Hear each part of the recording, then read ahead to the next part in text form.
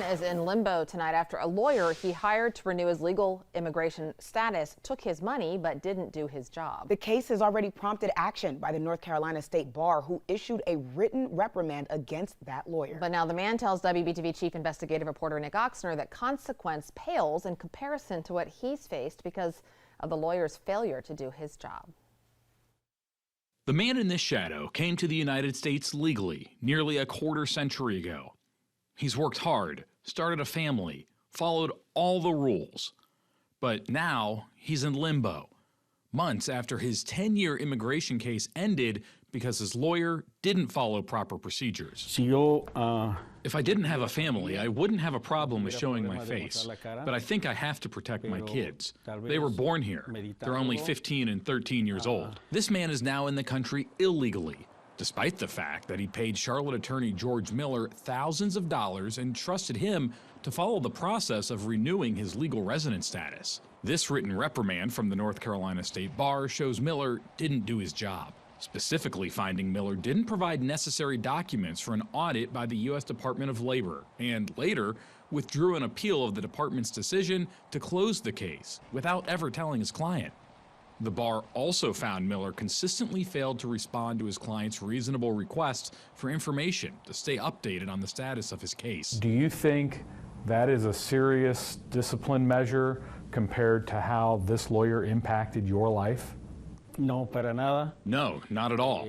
I don't think that the state bar calling attention to it, or even a penalty fee, is sufficient because it doesn't give me back my 10 years for nothing. I couldn't hug my dad. 2 years ago, he passed away in my country. I couldn't make it so my kids could be in contact with him. These past 10 years limited me from doing so many things. In my opinion, he shouldn't hold a law license anymore. Tracy Coulter helped hire George Miller for her then employee, who she sponsored for legal resident status. You think you're doing the right thing and you're trying with everything in you to do the right thing, and you've got people who think it's right and that it's okay to just screw people over and walk away, and really no consequences. When you saw the bar's decision to issue a written reprimand and not take any other steps beyond that, what was your reaction to that? I was livid. I was happy that at least they acknowledged it. But what they've done to him and what he's lost within those 10 years, there's no replacing any of that.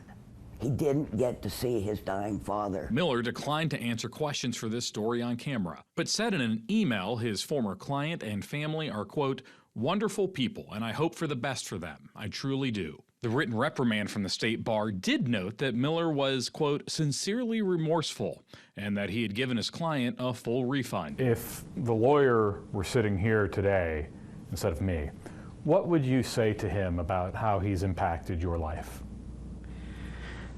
I would tell him that he played with the dreams of a family.